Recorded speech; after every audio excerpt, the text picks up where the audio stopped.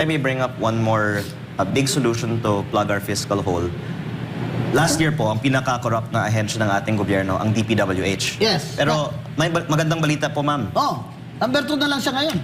Dahil walang budget na nirelease kahit saan sa buong bansa ngayong taon sa DPWH, na-solve na ni Secretary Vince Dizon ang korupsyon sa DPWH kasi walang project. Ay, bongga! Dahil wala kang project, eh wala ring trabaho. Pero ang bagong pinaka-corrupt na agency sa Bureau of Pilipinas, Customs. Bureau of Customs. Yo! Tama po ang guest ni... Talaga ka lang ha.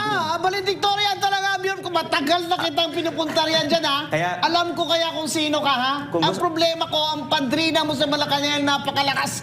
Pag nag-political will si BBM na bablock eh. Ang collection po ng Bureau of Customs baka abot ng 1 trillion per year. Pero ang sinasabi po, baka 1/3 ng potential revenues ay ine-evade.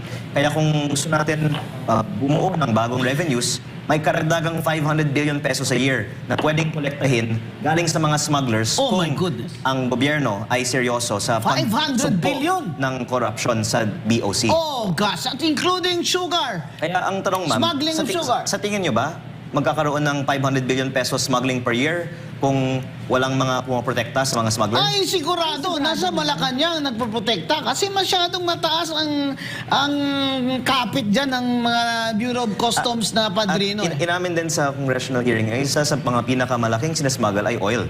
Baka, ang estimate ng BOC, 50 billion. Pero sa tingin ko, baka 100+ billion ang nawawala sa oil smuggling per year.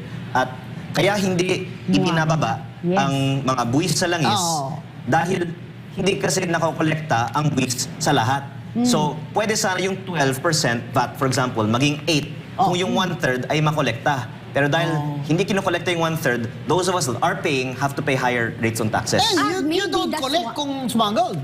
Tama po. That's why those of us that do pay taxes have to pay a higher rate. Baka kasi 1/3, yun na yung kanina.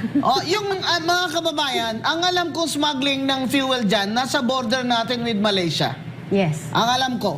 Ayun, kung talagang itong Coast Guard na ito at si Tariela ay masyadong gustong pumapel, ay doon nga sir sa ating mga border sa Malaysia. Matagal na yan. Alam ko yan dyan sa Nabutas. Ang dami kayang mga fishing operators dyan na bumibili noon ng smuggled fuel. Alam ko po yan kasi ang Cadiz, yung bayan ko, fishing center ng Negros Occidental. So, marami tayong alam dyan. Totoo yan, Mama Big. So, 500 billion hindi nakukolekta.